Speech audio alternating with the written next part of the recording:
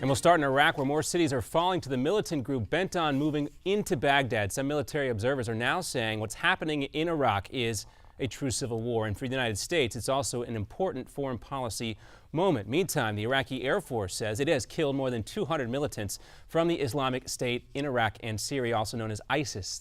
Now, Iran has also sent Revolutionary Guard members into Iraq to help Iraqi forces there. Earlier today, on America's Forum, syndicated columnist and former Reagan White House communications director Pat Buchanan told America's Forum that the United States should wait a while and assess what's happening before we take any substantive military action.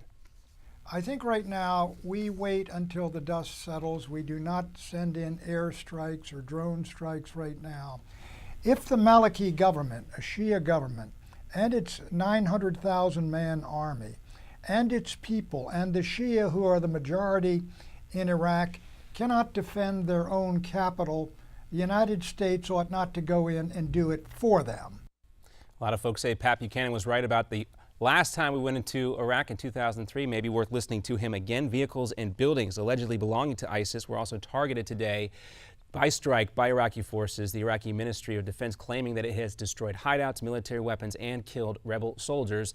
The time the airstrikes happened, though, no verification as to just how much damage has been done. Meanwhile, today, Russia is cutting supplies of gas to Ukraine as a payment deadline passes. Negotiators failed to reach a deal on gas prices and unpaid bills. The dispute over how much Ukraine owes Russia for past natural gas deliveries and what that price should be for the future remains the point of contention. The decision does not immediately affect the gas flow to Europe right now, but if the issue is not resolved, that could be a problem in the coming weeks. And tensions continue between those two countries. On Saturday, pro-Russian separatists shot down a Ukrainian military transport plane, killing all 49 crew and troop members on board.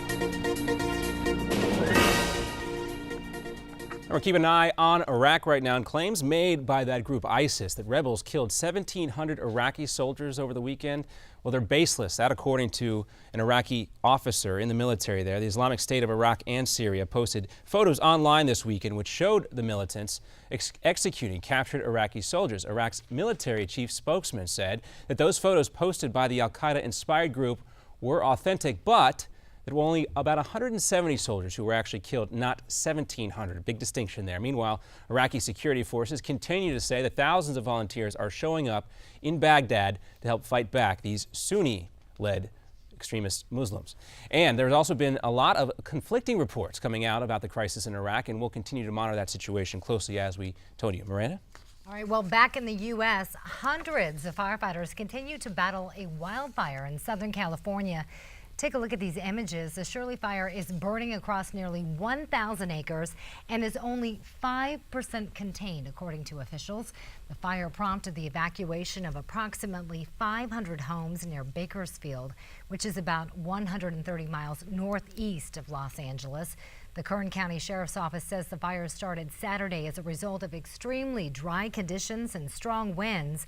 High temperatures and low humidity this week might make it harder for firefighters to try to put out that blaze. And another community is dealing with a tragic fire. This time it's in New Jersey, where a fast-moving fire ripped through a 3-story home in Newark on Father's Day, killing 6 people. Tragedy of what happened today. 6 people lose their lives in such a horrendous fire, and it's actually Father's Day. You see some of the neighbors in that community reacting to that. The victims included a teenager, his mother, an 11-year-old boy, as well as 3 others. And a 3-year-old girl who was wearing an eye patch following a pit bull attack was asked to leave a Kentucky Fried Chicken restaurant in Mississippi because of her appearance. The manager saying it was upsetting to some of the other customers, but social media users took to the internet immediately calling for a boycott of the fast food chain.